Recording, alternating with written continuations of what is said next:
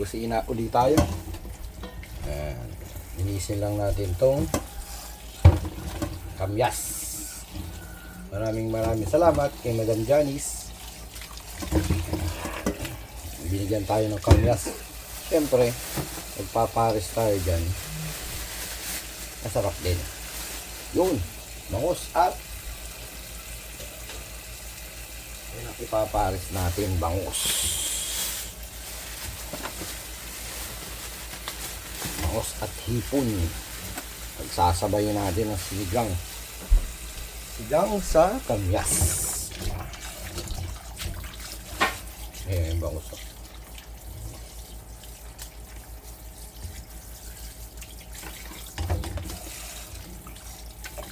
Gasan lang muna natin mabuti ito. Ay mawala yung mga dumi-dumi. Ayan, dami.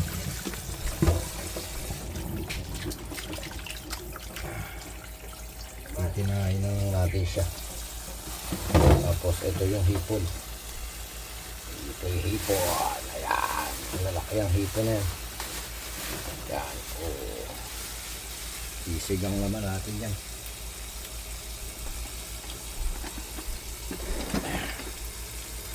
Ayan. Ulam natin sa tanghalian. Dahil wala tayong trabaho na naman, kusina ulit tayo mga kagulong.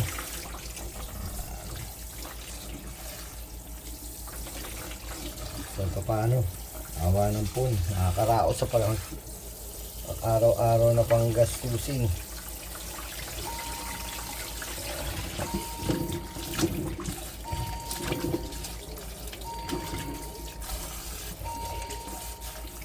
Natin to.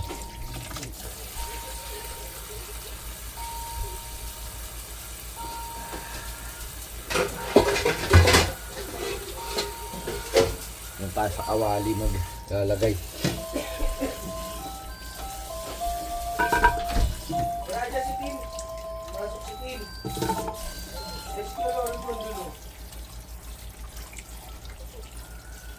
Kasama natin siya mabuti.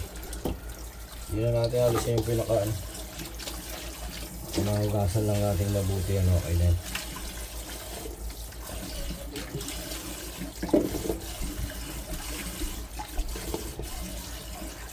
Kasi pakukuluan pa natin yan. Pag kukulo niyan, kaya natin bibiyak. Kanin, dudurugin. Hindi na natin siya bibiyakin.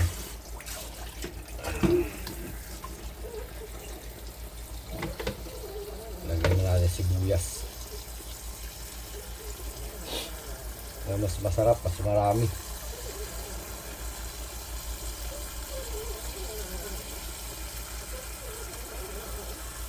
Sasalang na natin siya.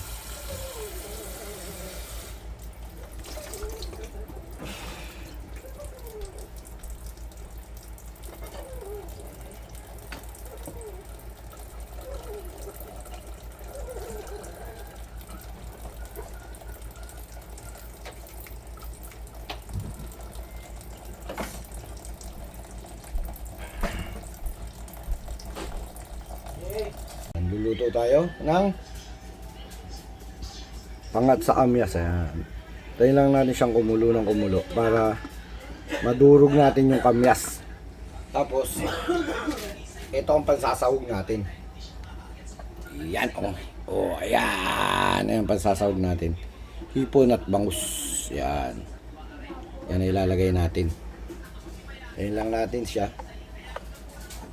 Madurog yung kamyas para umatas.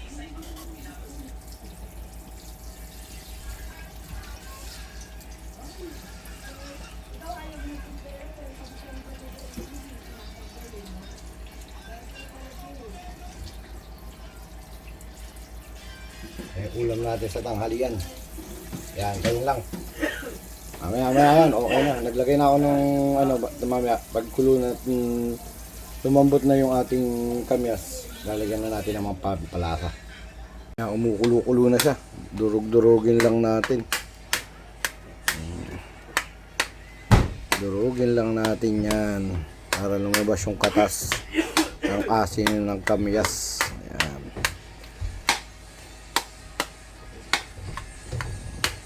Huli natin, antayin ulit kumulo ng kumulo. Maglalagay na tayo ng asin.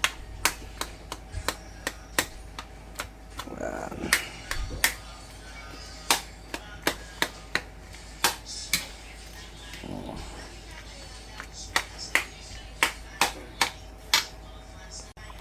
Ayan.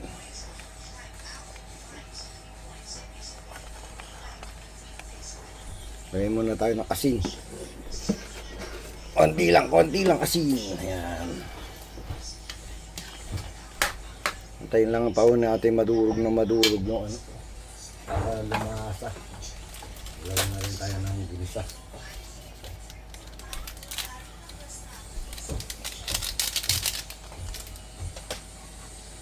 Para asim kilig talaga to.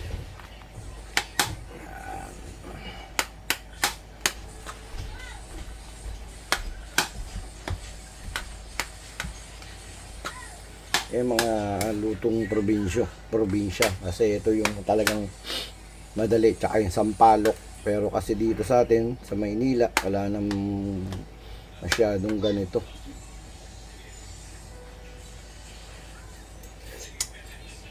Ako susmalo ito. Paramihan na naman ang kain ito mamaya. Patayin na naman tayo sa tubig nito. Lagyan natin paminta para malasa-lasa. Ang asim pa. Yan. Tayin lang natin ng bagya. Ilalagay na natin yung ating hipon at bangos. Pero unahin muna natin yung bangos. Lagyan na rin natin yung bangos. Unahin muna natin yung bangos. Kasi ang hipon saglit lang yan. Yan.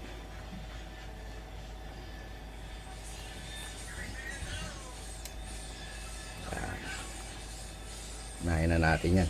Kasi ang hipon, saglit lang. Takpan uli natin. Rantayin natin uling makukumulo.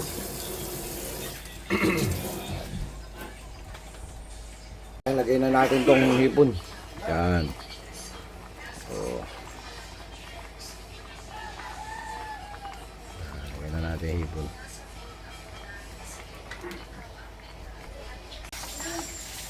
Konti na lang, luto na yung ating ulam at kakain na po tayo mga kagulong.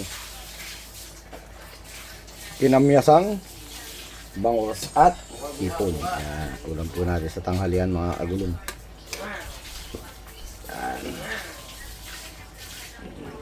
Yan, kakain na tayo mga kagulong. Wala yung ating lasang alak sa lalamunan. Tara po mga kagulong, kain po tayo. Maraming salamat po mga kagulong.